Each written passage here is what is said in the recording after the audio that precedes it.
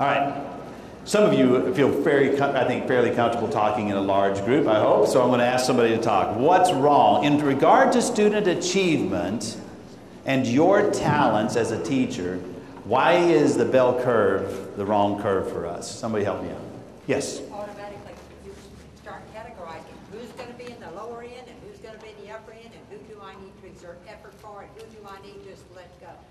Okay, so it automatically predisposes that we're going to have this kind of arrangement, that some kids will be in the upper end, some kids will be in the lower end, and we'll have this group in the middle. And if we live our world that way and say that's okay, then we rest with the idea that it's okay to teach to the middle. I hope you understand this is not about teaching to the middle. This is about bringing kids to the highest level of achievement possible in your classroom because you're talented enough to do that. And if you will use your talent along with the talents of others in your building, you will be able to manage that much more effectively, right? So we cannot live in the predisposed kind of idea that we got a bunch in the middle and we'll have a few on the end. This makes it very competitive.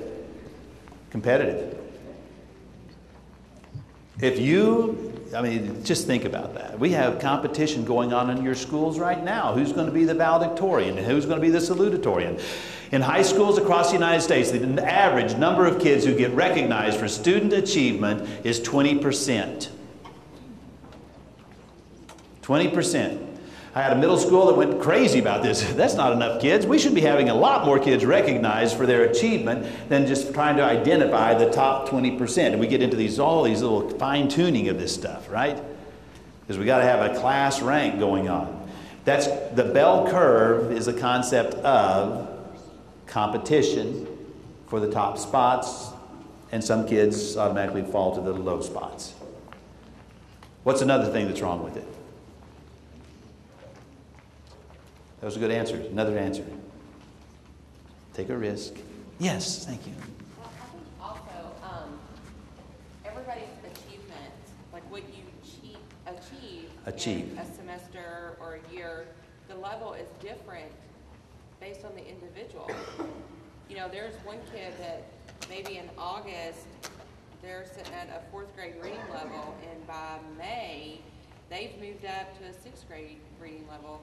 That's massive. That's massive for them. And that is saying, okay, they have really done everything that they can do. They've met their goals that they've set forth. Mm-hmm. And a bell curve is not going to show that. Bell curve won't show that. Look, great answer. Would you give for both our respondents a hand for sharing their ideas? I appreciate that. Thank you.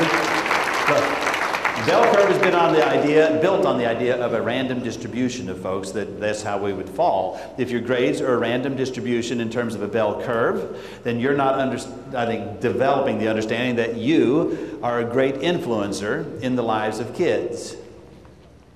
You're not random. How many of you think you're an accident? I don't mean how you came into the world, or why you're here. You're not an accident, for Pete's sakes, right?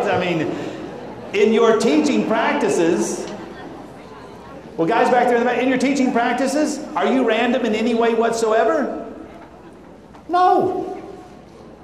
You're very purposeful you choose the targets. You choose the right targets. You choose the depth and the rigor to those targets. You choose the materials you're going to use to teach those targets. It's not random.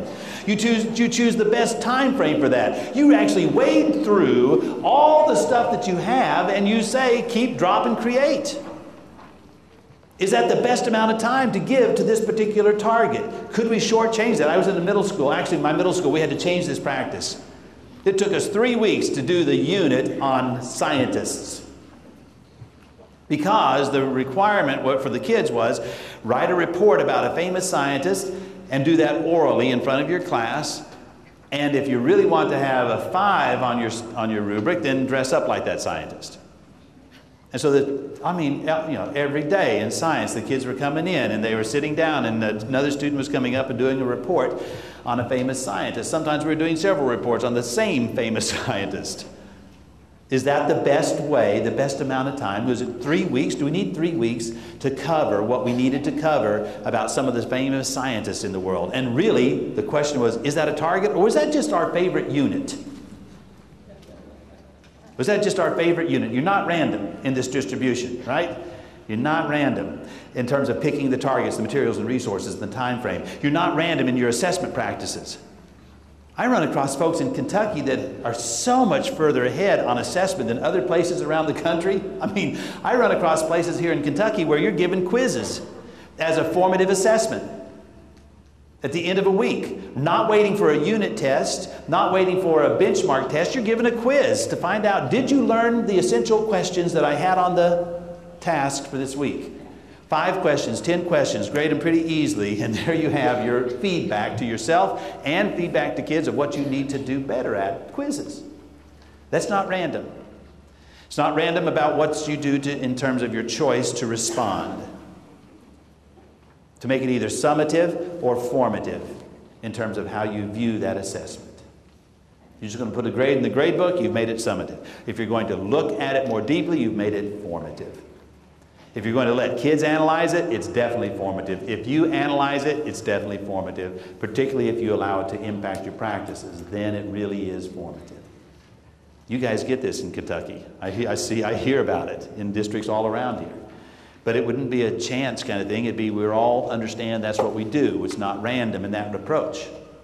And then allowing kids to retake a test after they've learned the material, changing their grades. If you do that, if you're willing to change their grades and not average their grades, they now have demonstrated, here's what I know. Recognize how good you are at getting them to know it. Don't penalize yourself by averaging their grades. Didn't they just demonstrate a higher level of performance? So give them full credit for the higher level of performance that they now have obtained because you had a structure in place that allowed that to happen. Why would you want to be a member of a collaborative culture? Because a member of a collaborative culture, we all embrace these practices that are best practices. We all look to the S-curve.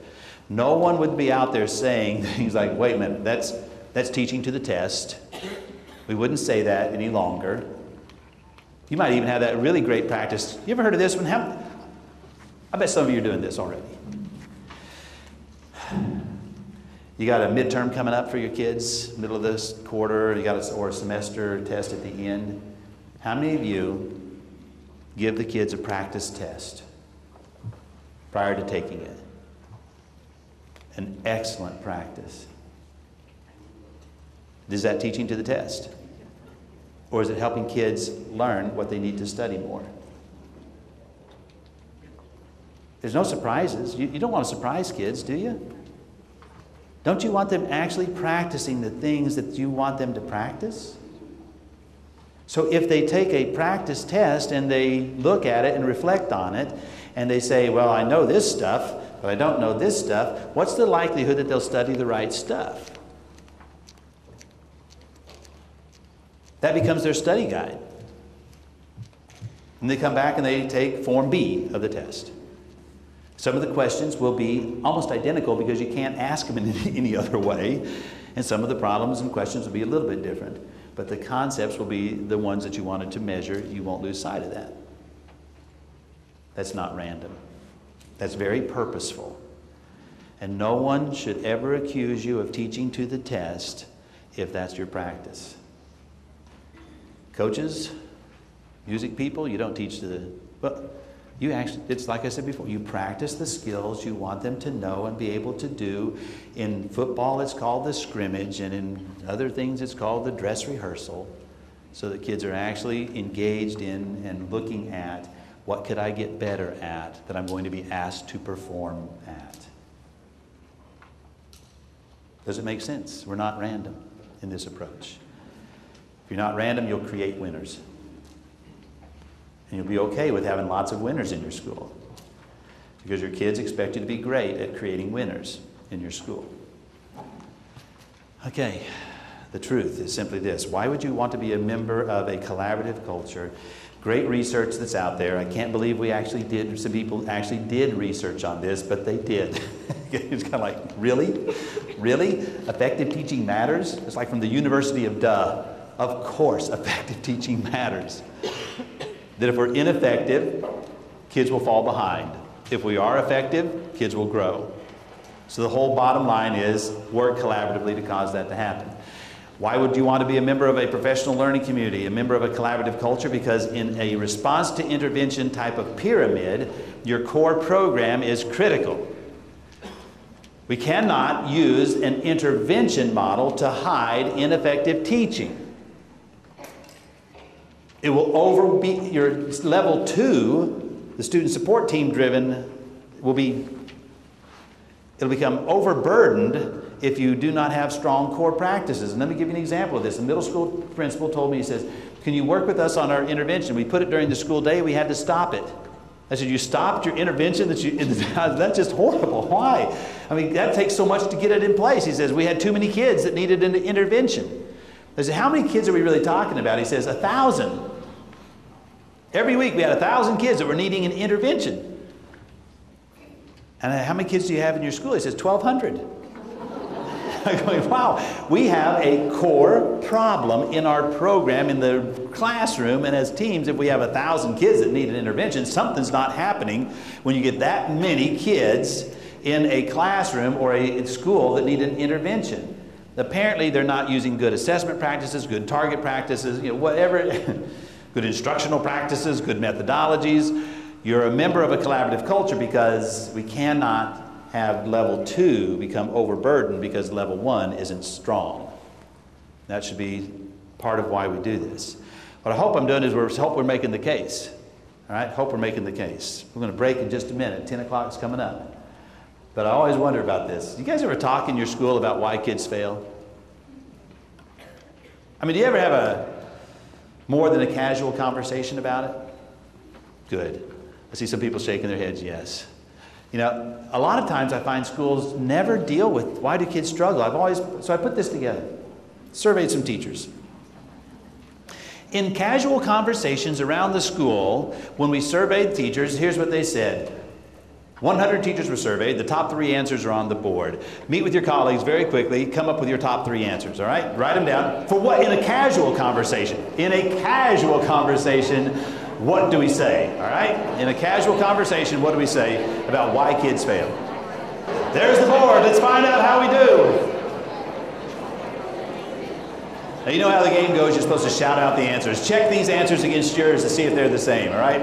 Number 1 reason they say in casual conversations, when teachers are talking about it, here's the number 1 reason teachers say kids fail. You got that? Okay. 50 points. Oh, here we go. All right. The number 2 reason, everybody. How many had that? Yeah, okay. And the number 3 reason is? How many had those? Right there. You got them all. All right. You guys win the trip to Florida. No. Yeah. Hey, by the way, this one, I hear it all the time. When I heard it in my building all the time, and I hear it around the country now. Kids are not motivated. We hear it so much that when we need to ask the next question, have you studied motivation theory? Have you looked in the mirror to make sure that you have taken into account these items? Now, this slide actually occurs later on in your PowerPoint. I moved it up to the front for this particular reason. Okay? If you want to look for it, but honestly, you can just kind of follow along with me. I know it drives people crazy to have to flip forward and backwards, but it's a resource. Think of it as a resource, not as a slide-by-slide presentation. Okay? 9 essential elements for student motivation. Number 1, positive relationships in school climate. Do you work to have those positive relationships with your kids? And is the school climate one that has a lot of spirit to it? Where the kids think, you know what? These teachers really care about us. These teachers really will help us. These teachers really are in this for us. Right? This school is not built for the teachers. It's built for us, the kids. I mean, positive relationships, school climate that says learn from your mistakes. Your first attempt may not be nearly as good as your second attempt or your third attempt or your fourth attempt. I mean, do you build that? Do you ever tell your kids that? Positive school climate? What's that all about? Feedback. Kids are not motivated, check your feedback. What What kind of feedback are you giving? You're just giving grades, or are you giving helpful ideas of how they could improve? When you do your progress reports, I think you guys are probably at that 3-week mark. Every 3 weeks you do progress reports? 4.5. Every 4.5 weeks? Okay. Every 4.5 weeks we do progress reports. Is it just a paper shuffle, or do you meet with kids? Do you have a conversation with them? Do you help them succeed in terms of the goals that you're looking for? Or is it just, well, I've fulfilled our obligation. Every 4.5 weeks we have to send out a progress report, so we do so. And here's the thing. I've gone into schools and I ask that question, and I hear this. Some of us do, some of us don't. And then we wonder why some people have kids who are more motivated and some people don't. They missed a step in terms of feedback and helping students succeed. Think about your first day of school, and thereafter, how will you communicate to kids that when you give a progress report, you'll sit down with them and you'll set goals with them. Whether in an advisory program or the counselor's coming in to help do that, or whatever it is, how will you use the information from the progress report to help kids succeed? Student motivation, hands-on, active work. Check yourself. When you say kids are not motivated, be sure that you've got that in place. That you've paid attention to learning styles. That's why I suggest you do the inventory at the beginning of the year. That every single one of you does that. Find out what they like, what they don't like, how they learn best, what they struggle with, what they're afraid of about learning. Why they're a good writer, why they're not a good writer, why they fear writing, those kinds of things. Get into their styles and pay attention to that. Tie learning interests, all right? Tying learning interests into interests and making it interesting. Avoid bribery. We found out very quickly that kids don't need to be bribed in order to learn. Now, I do think they do need celebrations, which is different than bribery. Great organizations, your classroom should be one, your school should be one, celebrate often the small wins. Matter of fact, you have to plan those celebrations, not hope for those celebrations, right? That's not the same as bribery. That's the same thing as just simply, we will celebrate you and what we do as a class when we are in the right frame of mind to learning.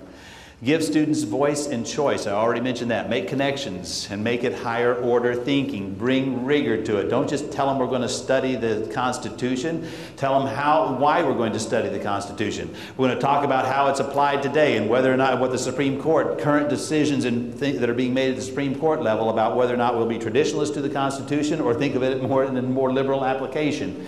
Then think about how people are using that to influence the political atmosphere currently. So we're not just studying the Constitution, we're making a connection and we're having them think higher. That's the rigor you're looking for in your classroom, and we know that that motivates kids. You take your high school and your middle school kids and you put them into a debate on current events that apply to the learning that you are giving them right now, I guarantee you they'll be more engaged.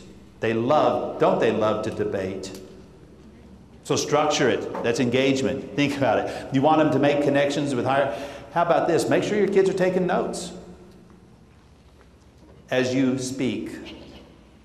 It helps them become more engaged in the learning. You might have to scaffold that somewhat with some of your kids, but make sure you're having learning logs or notes or something that help them connect. Finally, put it into the real world. Put it into the real world. One of the major keys of motivation. So when we say kids are lazy, we say they're absent, we say they're not motivated, look first in the mirror and say, how am I doing with those? And this is why we would work as a collaborative team, is because sometimes Tim Brown did not know how to take that concept, those targets, and make them real to kids. But my colleagues could help me with that. Or brainstorming together, we could get there. We'll look at how some teams do that a little later on, but now we're going to take a 15-minute break.